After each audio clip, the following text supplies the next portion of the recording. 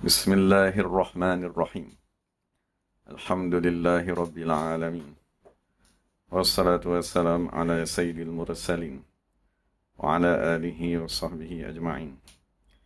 Rabbi syrah lana sudurana wa yassir lana umurana. Wahlul 'uqdatam min alsinatina yafqahu aqwalana. Thabbit aqdamana wa tammim taqsirana ya Rabbana Rabbal Alamin. La hawla wa la quwwata illa billahil 'aliyyil 'azim. La hawla wa la quwwata illa billah. La hawla wa la quwwata illa billahil 'aliyyil 'azim. Amma ba'd. Kita sampai pada muka surat 277. Maksud tajuknya ialah amalan-amalan zahir yang berkaitan dengan solat. Cara mempraktikkan amalan zahir di dalam semayang. Jadi kita dah sampai pada tajuk tasyahud. Jadi daripada awal tu Imam Ghazali dia dah bincangkan pada rakaat kedua kita hendaklah melakukan tasyahud awal. Kemudian berselawat kepada Nabi Muhammad SAW wa ala alihi. Kalau ni saya baca balik daripada atas sikit lah. Maksud Imam Ghazali dia punya pendapat tu kena selawat kepada ahli keluarga dalam tasyahud awal. Walaupun mu'tamad dalam mazhab Syafi'i, selawat hanya pada Nabi sahaja pada tasyahud yang pertama. Maknanya asyhadu an la ilaha illallah wa asyhadu anna Muhammadar Rasulullah. Allahumma salli ala sayyidina Muhammad, bangun. Kalau terlajak bacanya. Tak apalah. Boleh. So Imam Ghazali kata baca kepada ahli keluarga juga. Okay, lepas tu Imam Ghazali bincangkanlah nak letak tangan dekat mana, angkat jari, tasbih seumpamanya. Sekarang baru Imam Ghazali kata macam mana cara nak duduk. Cara nak duduk semasa tasyahud awal. Jadi Imam Ghazali berkata radhiyallahu anhu, wa yajlisu, dan duduk. Nanti kita sambung yang tempat yang kita berhenti dulu lah. Wa yajlisu, dan duduk fi hadzat tasyahudi, pada tasyahud ini. Maknanya tasyahud yang al-awwal, yang pertama ni. Nak duduk dari ala, di atas. Rijlihi, kakinya. Al-yusra, yang sebelah kiri. Kama, sebagaimana duduk. Baina, antara. As-sajdataini, dua sujud.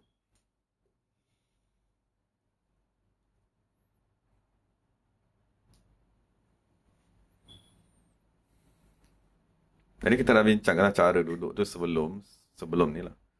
Sekarang ni nak masuk pada tasyahud akhir. Wafi, dan di dalam. At-tasyahudi, tasyahud. Al-akhiri, yang akhir. Jadi dalam tasyahud akhir, bacaannya sama juga. At-tahiyyatul mubarakat, sama je. Betul, asyhadu an la ilaha, betul selawat. Tapi cuma dia kata di sini, yastakmilu, menyempurnakan.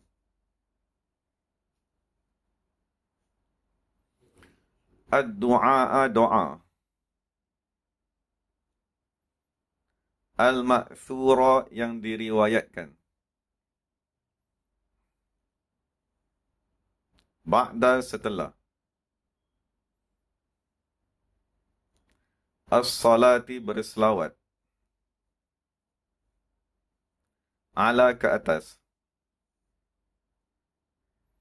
An-Nabi, Nabi Muhammad sallallahu alaihi wasallam.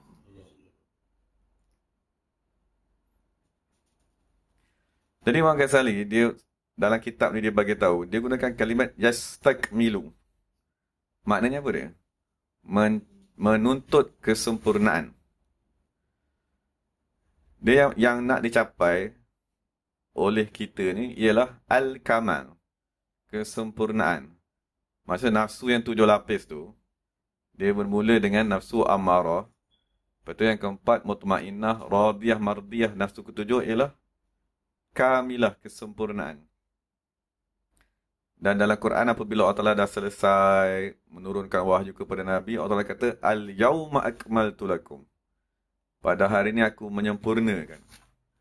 Jadi al-kamal tu ialah nikmat tertinggi, kesempurnaan.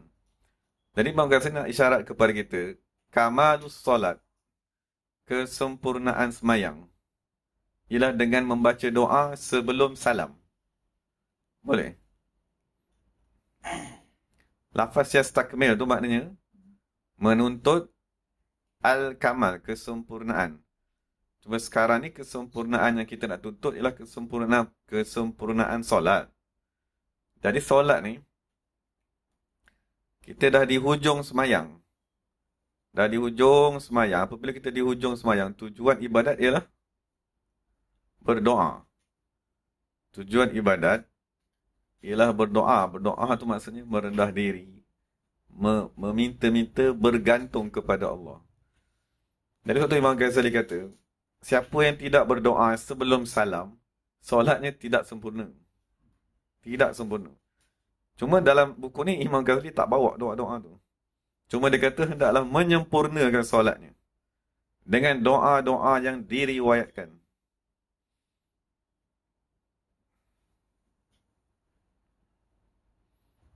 Dekat bawah tu tengok dekat nota kaki nombor 2 tu. Hadithud du'a'il ma'thuri. Hadis doa yang diriwayatkan. Ba'da tasyahudi, selepas tasyahud.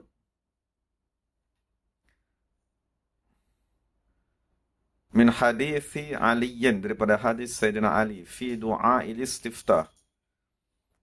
Qala thumma yakunu fi akhiri ma yaqulu bayna tasyahudi wa taslim.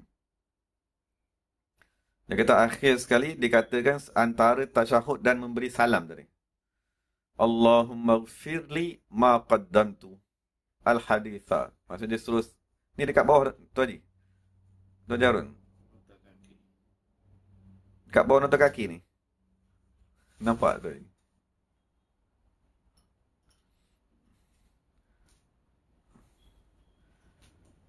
Maknanya doa dia ialah Allahumma gfirli. Dekat bawah-bawah. Nota kaki nombor 2. Allahumma gfirli ma qaddamtu. Dah hafal ke belum doa? Dia panjang tak tu?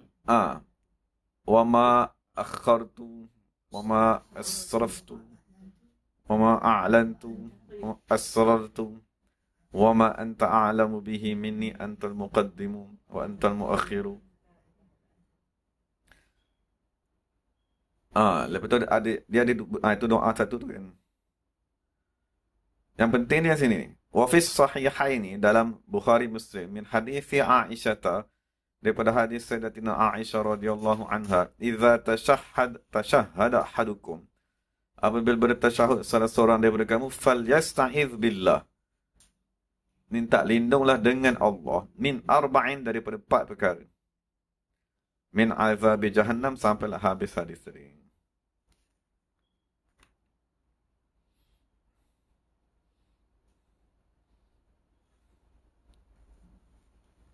Jadi daripada himpunan doa-doa tu, kesimpulannya ada 2 je.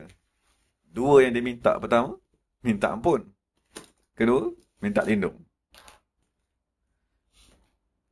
Jadi minta ampun dia menzahirkan ar-raja, pengharapan.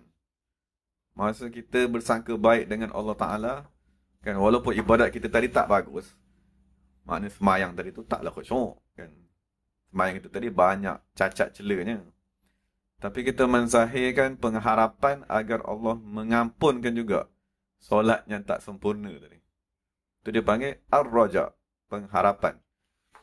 Itu dalam masa sama dituntut juga al-khawf, berasa takut. Di samping kita mengharap daripada Allah Ta'ala, kita kena ada al-khawf, rasa ketakutan yang amat sangat. Jadi ketakutan tadi tu dizahirkan kepada minta lindung. Minta lindung daripada azab jahannam, azab kubur, apa lagi, fitnah hidup dan mati, dan fitnah dajjal. Tapi yang menggabungkan semua tu doa dia. Kalau tak ingatlah doa ni macam-macam panjang ni, Jadi satu doa dia yang gabung ke semua ni ialah doa yang kita dah hafal itulah Rabbana atina fid dunya hasanah wa fil akhirati hasanah. Bila kita kata atina fid dunya hasanah wa fil akhirati hasanah, itulah dia panggil roja, pengharapan. Kita mengharap daripada Allah agar memberikan kepada kita kebaikan zahir dan batin. Fid dunya tu maknanya zahir. Wa fil akhirati itu maknanya batin. Maknanya bila kita baca atina fid dunya hasanah wa fil akhirati hasanah, niat betul-betul.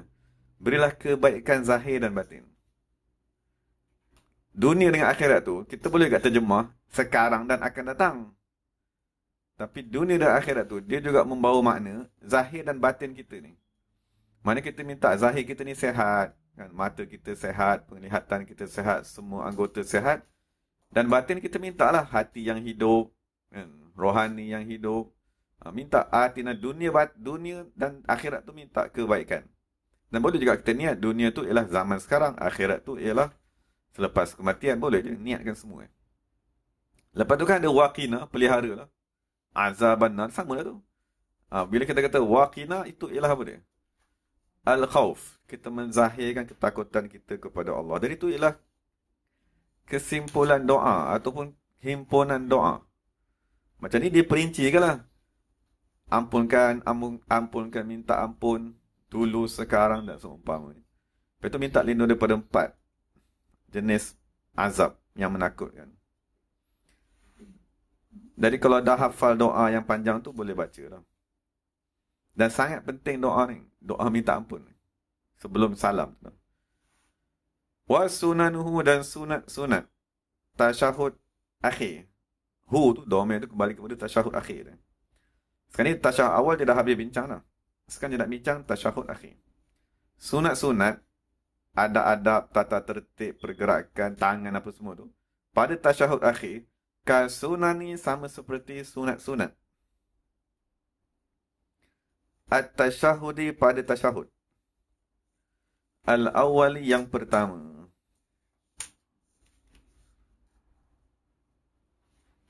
Maknanya dalam tasyahud pertama, dia dah bagi tahu meletakkan tangan kanan di atas peha kanan. Kiri di atas peha kiri. Menggenggam jari-jari kanan kecuali jari telunjuk. Dan boleh juga meletak ibu jari di sebelahnya. Lepas tu mengangkat tangan semasa membaca illallah. Itu semua dipanggil adab-adab dia. Itu yang kita dah baca dah. Sekarang sambung muka surat sebelah dia. Lakin tetapi. Ya jalisu. Duduk. Fil akhiri pada tasyahud akhir. Ala di atas. Warikihi punggungnya. Al-aisari yang kiri.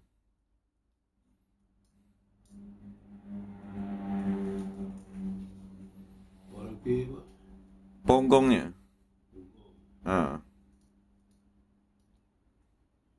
Mana tasyahud awal kita duduk di atas kaki kiri. Kalau tasyahud akhir duduk di atas punggung kiri.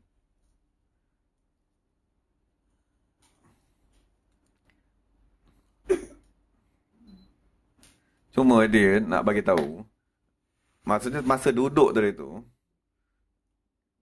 tumit tu kalau boleh letak di celah-celah antara lubang dubur tadi dengan kemaluan di depan tu untuk ditekan. Tapi tu tak boleh nak buat sekarang lah. Mungkin kena latih kemudian.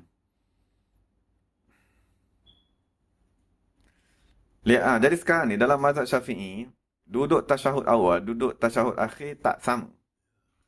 Dalam mazhab Hanafi, dia pakai semua tasyahud awal. Dia duduk iftirash semua.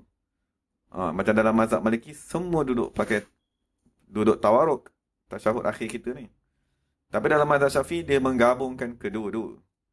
Jadi sekarang Imam Ghazali nak bagi tahu, kenapa dalam mazhab Syafi'i, tasyahud awal kita duduk atas kaki. Tasyahud akhir kita duduk atas punggung. Imam Ghazali dia nak bagi tahu kenapa mazhab Syafi'i ni dia lebih tepat dan dia lebih sempurna Pertama, dia menggabungkan dua-dua jenis duduk.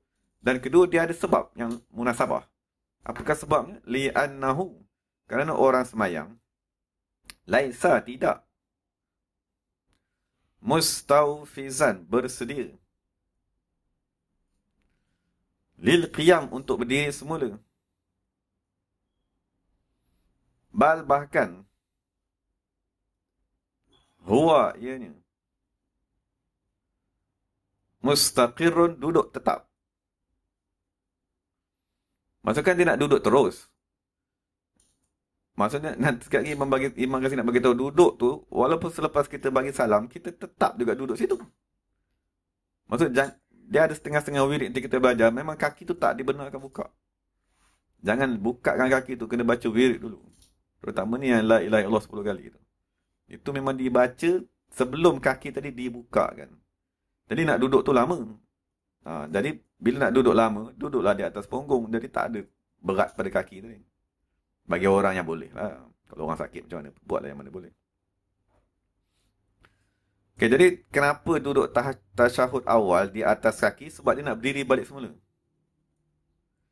Okay, jadi dia faham daripada situ, sekiranya orang tadi nak sujud sawi, maka dia janganlah duduk tasyahud akhir. Janganlah duduk macam tasyahud akhir tu. Boleh faham tak? Ataupun makmum yang masbuk. Makmum yang masbuk, dia duduklah seperti mana duduk tasyahud awal. Sebab dia nak bangun balik semula. Kan orang sujud sawi, dia nak sujud balik semula. Dia duduk yang akhir tu memang nak duduk lama terus. Duduk tawaruk tadi. Tawaruk yang duduk atas punggung kiri tadi. Okay, jadi macam mana cara nak buat ni, duduk akhir ni, Imam Ghazali ajarkan lah. Wa yudji'u. Dia membentangkan. Rijlahu, kakinya. Al-yusra, kiri.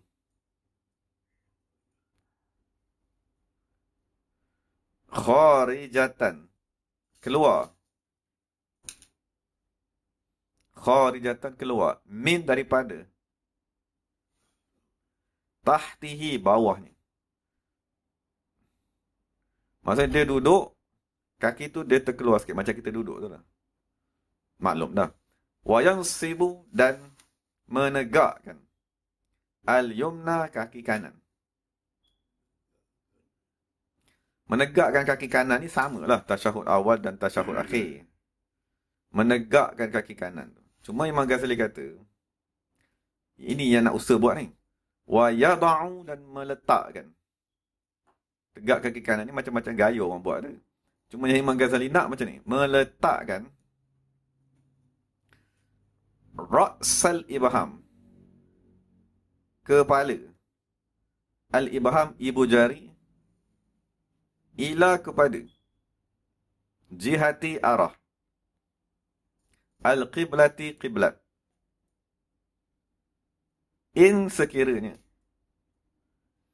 Lam, tidak. Yashukka, susah. Alaihi, ke atas orang semayang tadi.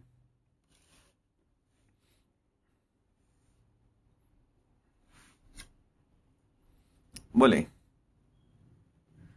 Maknanya masa kaki tu, jari tu semua terlipat. Jadi tak pakai kaki kita macam ni. Maksudnya kita nak ketegak ke macam ni. Dan jari ni semua kepak ke depan. Semua jari tu kepak ke depan macam ni. Boleh buat? Tak boleh buat. Sekarang dah tak boleh buat. Tak ada dah macam duduk awal je lah. Tak akhir tak boleh buat lah. Akhir. Okay, jadi sekarang kita bincang kenapa kena buat macam tu. Boleh? Maksud kita ada 5 jari kat bawah tu. 5 jari ni lah. Ni kaki kan. Ni ibu jari. Ni jari telunjuk tu. Tak tahu dia tunjuk ke nama apa kan. Ni jari hantu. Tengah. Dekat setiap jari ni. Dia ada titik-titik refleksologi tu. Dekat jari ni. Maksud yang dekat depan ni semua yang berkaitan dengan sinus, dengan otak. Yang penting sekali ibu jari ni. Ibu jari kaki tu, dekat situ dia ada titik-titik kelenjar. Titik-titik yang merangsangkan kelenjar-kelenjar utama dalam badan. Dari kelenjar pituitari, kelenjar pineal, ada satu lagi tu apa saya tak ingat nama dia. Jadi sewaktu Imam Ghazali kata fokus pada ibu jari tu. Jangan tinggal. Kalau jari-jari lain ni, jari-jari lain ni ada yang jaga, dia ada yang jaga mata. Dekat sini ada titik telinga kat jari sini. Lepas tu tengah ni ada jantung, ada paru-paru, ada ginjal, siap lah. Dekat jari ni saja, semua titik tu dah ada. Dia kan tapak kaki tu besar. Memanglah dekat bawah-bawah ni ada titik lagi. Tapi dekat jari tu saja, dah siap dah semua. Kerja kita tinggal kepak saja. Boleh. Bila kita kepak tu, kita tegangkan. Kita tegangkan urat tu supaya apa-apa saja yang tersangkut tu, dia boleh ditarik. Kita regangkan urat-urat tu. Setiap hari buat. Lepas tu cuba elakkan jangan tak buat. Dia buat tu sebenarnya 2 kali. Satu ketika duduk tasyahud awal, tasyahud akhir. Satu lagi bila? Sujud. Masa sujud tu tekan tu betul-betul. Tekan betul-betul kaki tu ke tanah. Baru kalau sujud dia dua-dua belah akan terlipat. Dua-dua belah tu akan terlipat. Jadi semata-mata melipatkan jari tu dia akan menekan titik-titik refleksologi pada semua anggota tadi. Dia akan menyebabkan rangsangan kepada organ-organ tadi.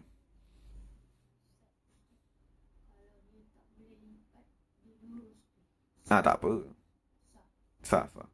Cuma fadilat tadi tak dapat. Kesihatan tadi tu. Sebab sembahyang ni di samping dia menghidupkan hati, membersihkan dosa-dosa batin ni, dia amat bermanfaat pada jasad tadi. Sangat bermanfaat pada jasad. Dia senaman yang sangat sempurna. Zaman dulu dia buat yoga lah, macam-macam pergerakan apa segala tu kan.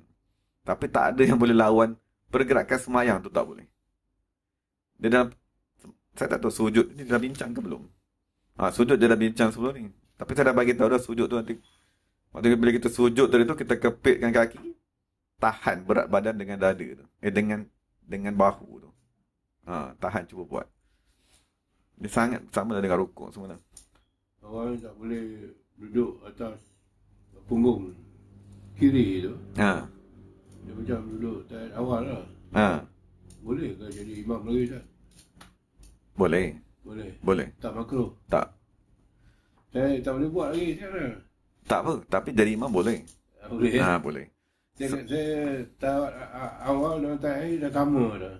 Tak apa. Dulu boleh. Dulu apa kata ibu jari ngadap kiblat kan? Boleh. Kan tak boleh. Tapi kita tengok kat masjid tu, dia punya kaki tu, tapak kaki tu macam sabit lah. Macam sabit. Dia tak boleh bengkok, tak boleh ngadap kiblat. Itu banyak tu. Tapi tak apa. Tak apa So dia macam ni, dia imam. Tapi tak apa khasiat lah. Yang paling penting imam tu ialah khusyuk. So bila imam tadi khusyuk, dia akan menarik nur kepada diri dia. Dan nur tu dia akan bagikan kepada makmum. So tu tak kisah imam tu dia boleh bergerak ke dia macam mana pun. Yang penting ni imam tu dia imam yang khusyuk, tak apa. Pergerakan tu sunat je. Boleh. So tu dalam kitab dia kata imam-imam yang lagi banyak umurnya lagi elok. Umur 50, 60. So, ini dia panggil imam-imam tua tu. Sebab dia orang dah banyak dalam sembahyang. Hatinya khusyuk.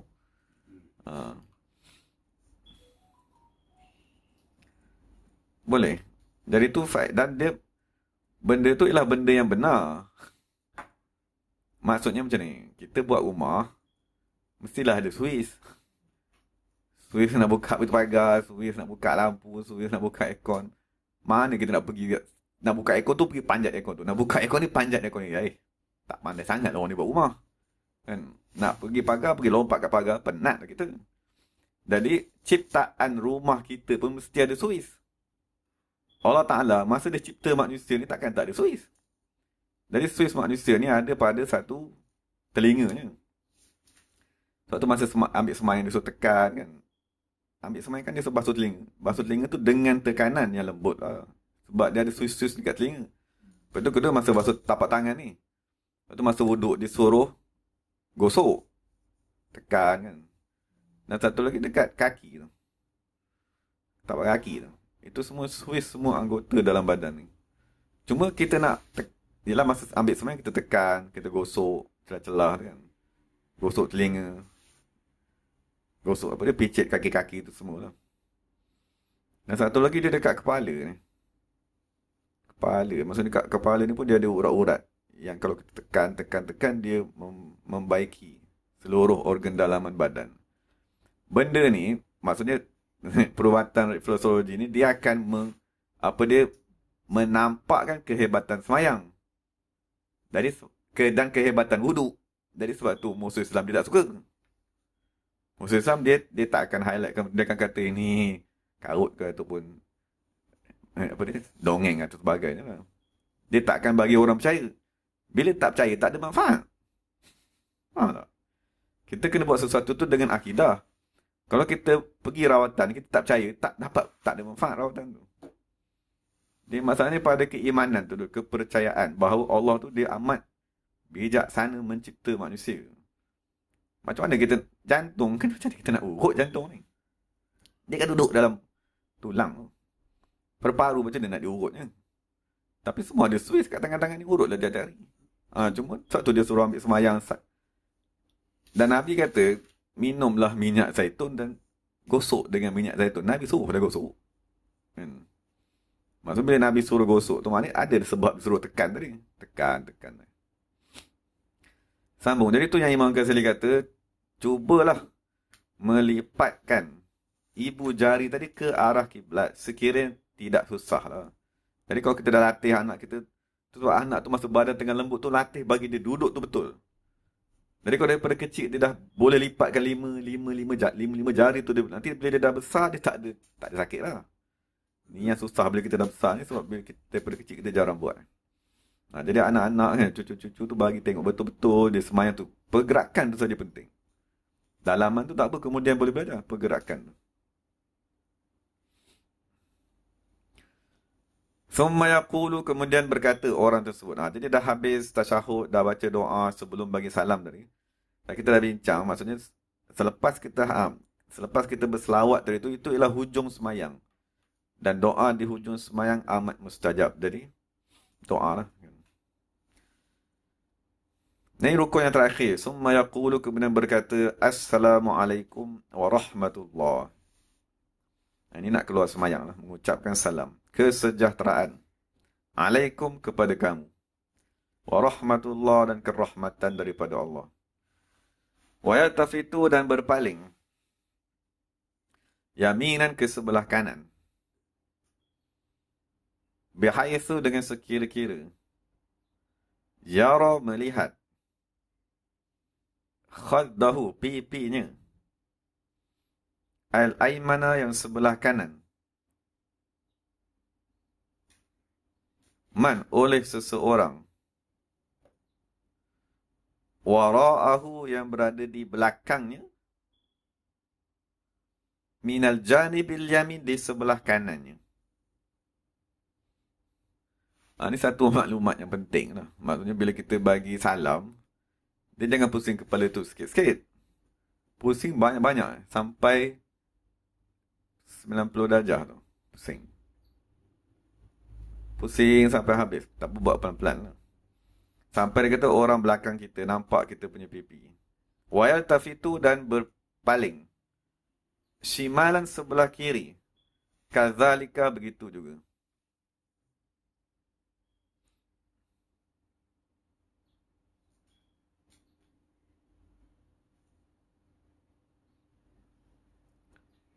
Wa yusallimu, dan memberi salam. Masa kita pusing sebelah kanan tu, bagi satu salam dah.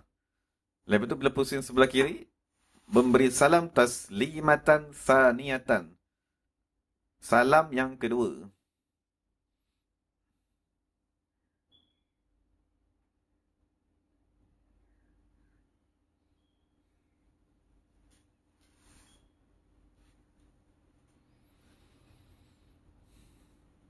Okay, jadi sekarang ni kalau kita pusing kepala, kiri kanan tu apa faedah? Dia ialah senaman otot. Maknanya kalau dalam otot manusia ni, otot leher ni dia ialah kawasan yang ototnya paling padat sekali. Dia banyak lapis. Jadi kalau kita sentiasa kerahkan di kepala ni, ni otot-otot tu, dia keras. Cuma semayang, bagi salam ni berapa kali? 2 kali. Jadi, Assalamualaikum warahmatullahi wabarakatuh. Assalamualaikum warahmatullahi wabarakatuh. Dah habis dah. Jadi suatu bila berzikir, dia suruh gerakkan kepala. Nanti bila kita tahlil, dia suruh gerakkan La ilaha illallah. Gerak tu ialah senaman semayang tu dia. Gerak kepala ke kiri ke kanan tu, itulah senaman memberi salam tadi. Cuma dilatih semasa berzikir tahlil. Untuk kita punya segala urat-urat dan otot-otot ni lembut. Tidak tegang. Jadi amalkanlah zikir tu. Jadi zikir tu gerakkanlah kepala. Tak ada salah pun. Boleh. Kerana kita tadi mempraktikkan solat di luar semayang. Lepas tu memberi salam yang kedua. Wayanwi. Ni Imam Ghazali kata disunatkan berniat. Al-khuruja keluar. Minas salati daripada semayang. Bisalami dengan salam tersebut.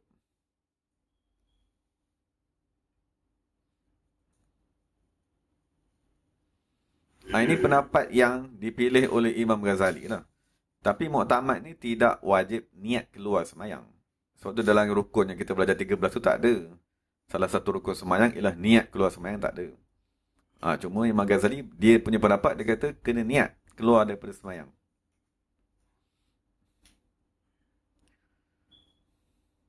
Wayanwi dan berniat. Bis salam dengan memberi salam tersebut. Man orang. Ala yang berada. Yaminihi kanannya. Minal malaikati daripada malaikat-malaikat.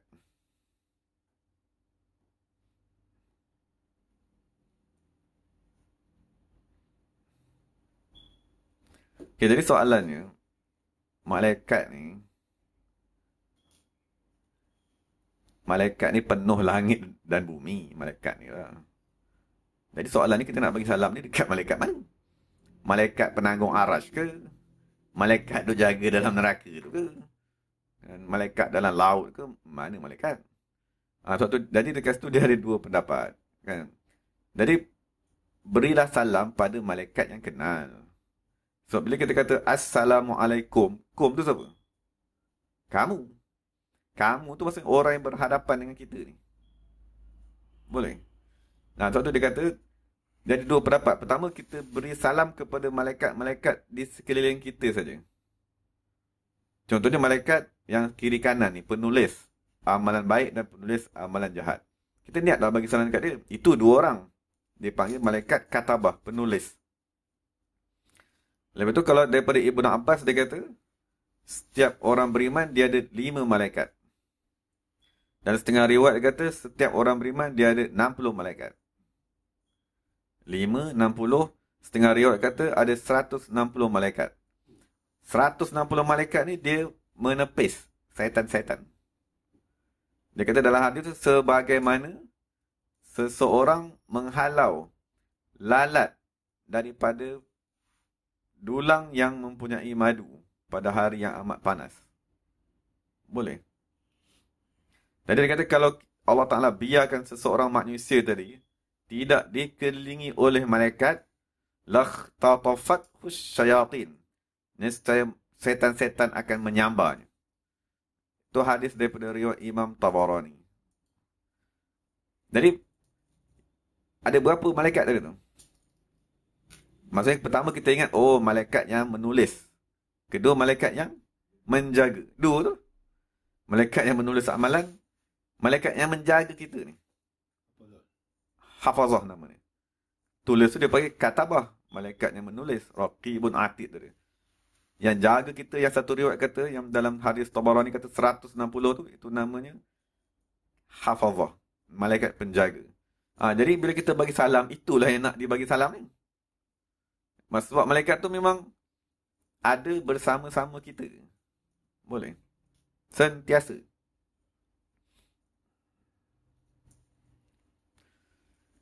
Tapi kalau kita dah jumpa banyak malaikat, ramai malaikat, kan, dah pergi naik langit pertama, dah jumpa malaikat tu, malaikat ni, dan itu bagilah salam dekat dia orang. kalau orang yang ataupun kita masa tengah semayang tu dia nampak ada malaikat-malaikat yang hadir, bagilah salam kalau nampak. Tapi kalau dah tak nampak, kita kena percaya ada dua jenis malaikat yang tak akan tinggal kita. Pertama, penjaga dan penulis. Bagi salam kat situ lah. Assalamualaikum warahmatullahi wabarakatuh, bagi salam. Jadi soalan malaikat tu, makna bagi salam ni apa dia? Mendoakan kesejahteraan dan keselamatan kepada malaikat.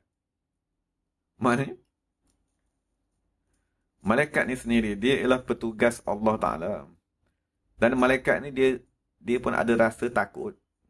Sebagaimana kita takutkan Allah Ta'ala, malaikat pun takut juga. Dia takut Allah murka kepada dia. Walaupun dia taat, tapi dia tetap takut. Dan satu lagi, yang kita kata keselamatan kepada kamu tu, keselamatan daripada kejahatan kita pada malaikat tu. So, bila kita buat jahat, malaikat tu tak seronok. Kita buat maksiat, malaikat tu tak suka. Jadi kita sebenarnya menyakiti malaikat yang 160 tadi lah. Campur dengan 2 dah 162. Jadi kita menyakiti malaikat tu maknanya bercanggah lah dengan salam tu. Kita doakan kepada malaikat, Assalamualaikum. Jadi kita janganlah menyakiti malaikat tadi. Menyakiti dengan dosa yang kita buat tadi. Itu dipanggil. Dan warahmatullah tu kita doa supaya malaikat kita tu dapat rahmat. Bila malaikat tu dapat rahmat, maknanya apa? Maknanya malaikat tu naik pangkat. Boleh faham tak? Kalau kita baca malaikat yang menghadiri perang Badar, bukan ramai pun, ada 3,000 ke berapa, 5,000. Malaikat yang menghadiri perang Badar, itulah malaikat yang paling agung dari kalangan semua malaikat. Sebab dia menghadiri perang dan dia mendapat rahmat, semua naik pangkat. Jadi kalau kita sentiasa doa malaikat-malaikat kita, maksudnya doalah supaya dia tadi dikurniakan dengan rahmat. Dah dia jaga kita 24 jam. Jaga kita tu daripada makhluk jahat, zahir dan batin tadi. Contoh Nabi kata, sekiranya tiada malaikat yang menjaga tadi, nescaya syaitan akan menyambar kamu. Dan bila kita buat kajian tentang syaitan, syaitan ni dia dicipta daripada nyalaan api yang sangat panas. Jadi kalau net syaitan tu datang kat kita dengan diri dia sendiri, dengan kita-kita terbakar. Terbakar, panas. Yazubillah, dapat stroke, dapat penyakit itu, dapat tekanan dan semua tu sebab syaitan tu lah. Sebab kepanasan melampau tu. Yang ada pada syaitan tu. Jadi yang kita terselamat sekarang ni dengan sebab peliharaan Allah Ta'ala. Allah yang memelihara dengan gambar malaikat. Jadi jangan lupa ke Tuhan. Allah yang pelihara dengan menzahirkan gambar malaikat. Boleh? Jadi kepujian tetap kepada Allah Ta'ala. Dari itu dia kata, memberi salam kepada malaikat. Wal muslimin. Dan orang-orang Islam. Orang Islam ni manusia dan jin lah. First, mula-mula kita bagi pada malaikat dulu. Kemudian baru pada manusia dan jin. Fil ula pada salam yang pertama. Pada salam yang pertama, niatlah malaikat dan manusia. Dan orang Islam.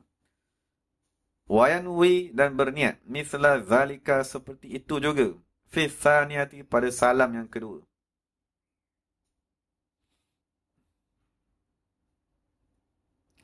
Wayajzimu dan mensegerakan. At-taslima memberi salam. Macam ni maksudnya nak bagi salam. Jangan dipanjang-panjang dilagu-lagu kan. Assalamualaikum warahmatullahi. Tak payah. Maksudnya bagi salam dengan cepat. Assalamualaikum warahmatullahi. Betul. Tu dia kata ya jazim tu memendekkanlah salam. Dia punya syarahnya wala yamudduhu maddan. Jangan memanjangkannya dengan sepanjang-panjangnya. Sebab lafaz wa yajzim tu ialah lafaz hadis. Maksudnya hadis Nabi yang kata jangan jazamkan salam. Dari Imam Ghazali dia bawa lafaz hadis lepas tu dia syarahkan. Syarahan yajzim apa dia? Wala yamudduhu tu. Jangan memanjangkan. Maddan dengan sepanjang-panjangnya. Itu cara Imam Ghazali mengajar kita hadis. Dia tolong syarahkan hadis, pakai terus dalam sembahyang. Fahuwa sunnatu, maka itulah perbuatannya sunat. Maksudnya jangan memanjangkan diri lah. Wahazihi dan ini. Hayatu keadaan. Solatu semayang.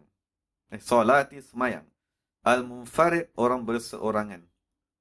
Daripada awal lagi Imam Ghazali dah bincang tu lah. Wa yarfa'u, dan mengangkat.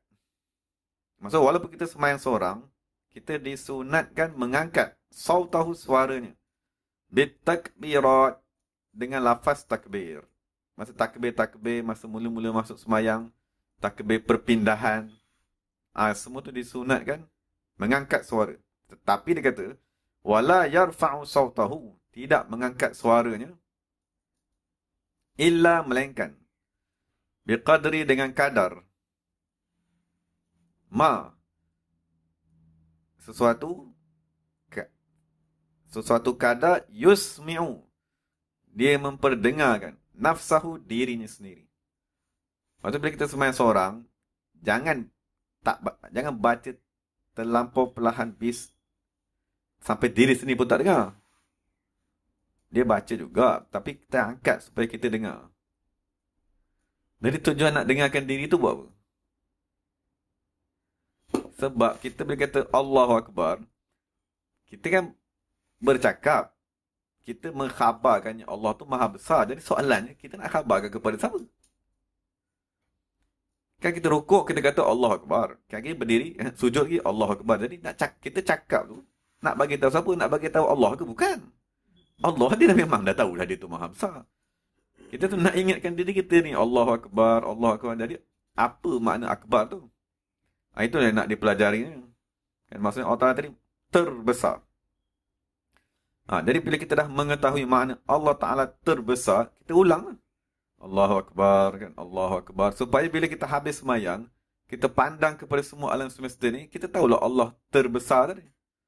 Allah meliputi tadi sebab Allah yang terbesar. Boleh. Jadi yang ulang sebab nak mengingatkan diri sendiri. Suatu Imam Ghazali kata, hendaklah memperdengarkan diri ni sendiri, jangan sampai tak dengar. Wallahu ta'ala alam. Summa qala wa yanwil imamul imamata. Kemudian berniatlah imam sebagai menjadi imam. Jadi insyaAllah kita berhenti di situ dulu. Nanti sambunglah pada masa yang akan datang. Wallahu ta'ala. Boleh sila. Ada yang kata kalau bila kita berzikir, la ilaha illallah, la ilaha illallah, Allah Ta'ala ciptakan satu malaikat. Betul. Bila kita zikir dalam penuh isyuk, Allah Ta'ala, la ilaha illallah, Allah ciptakan satu malaikat. Jadi kalau kita berzikir banyak, tak tahulah dia nak jaga kita ke ataupun malaikat umum ke, tak tahulah. Jadi di mana kebenaran dia?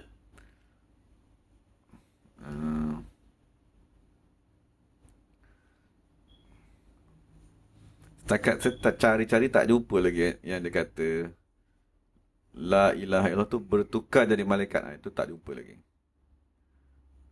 Cuma yang banyak dalam hadisnya, la ilaha illallah tu dia akan dia tak boleh nak timbang. Dia terlampau besar. Lebih daripada 7 langit dan bumi ni. La ilaha illallah tu saja.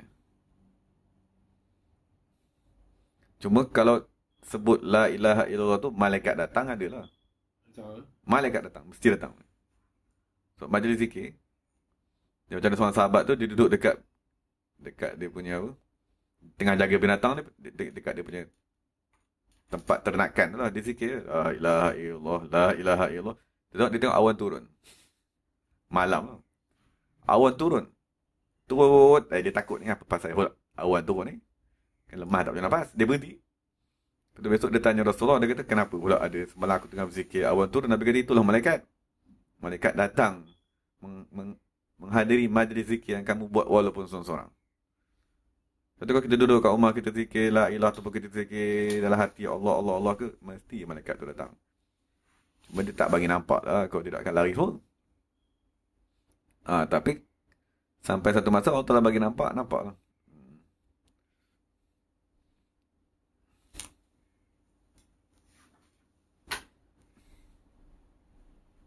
Jadi kita sambung kitab kedua Sirah.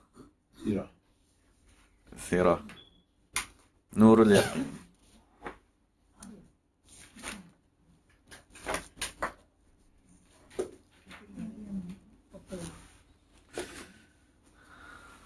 Ada kitab semua. sejarah. Kita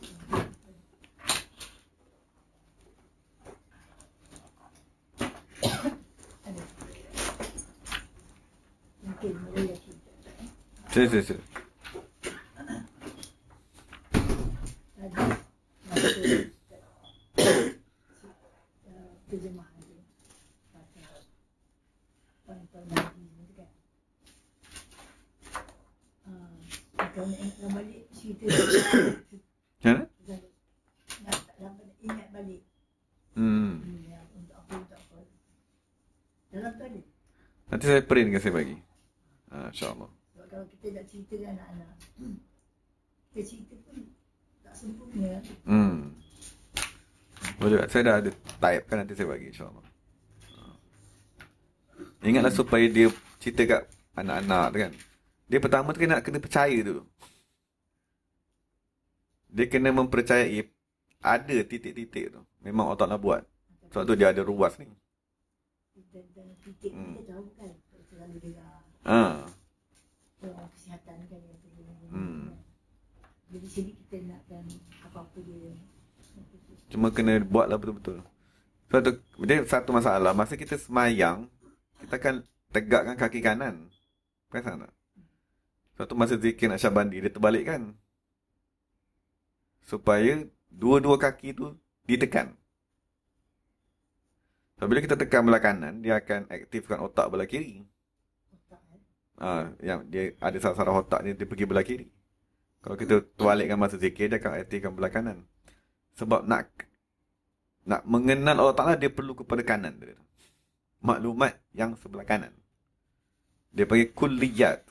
Dia ilmu ni ada dua. Satu kulliyat, satu juz'iyat. Kulliyat ni maklumat umum.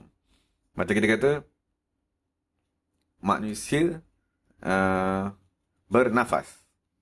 Itu dia panggil umum. Di bawah ayat manusia bernafas, dia ada juzuk-juzuk dia. Zaid bernafas, Ahmad bernafas. Itu perincian. Perincian tu dia panggil juz'iyat. Boleh beza tak? Macam Quran bila kata Allah Maha berkuasa atas sesuatu. Kan? Itu dia panggil kulliyat. Semua Allah berkuasa. Perinciannya apa? Langit, bumi, syurga, neraka. Jadi maklumat-maklumat umum itu semua kena pakai otak kanan. Dan maklumat umumnya susahnya. Sebab nak mengenal Allah, dia kena pakai yang maklumat kulliyat ni. Semua maklumat kulliyat ni pakai dalam mengenal Allah. Jadi kalau kita tak ada duduk terbalik tadi, jadi susah nak mengaktifkan sebelah kanan punya otak. Walaupun tak duduk masa yang terbalik tadi tu, sebenarnya masa sujud kita dah buat. Dua-dua kiri kanan tadi. Kalau betul buat lah. Tapi tekanan maksimumnya pada duduk. Duduk tu memang kita tekan betul-betul. Sujud tu tekanan ni tak kuat sangat. Tak dengar?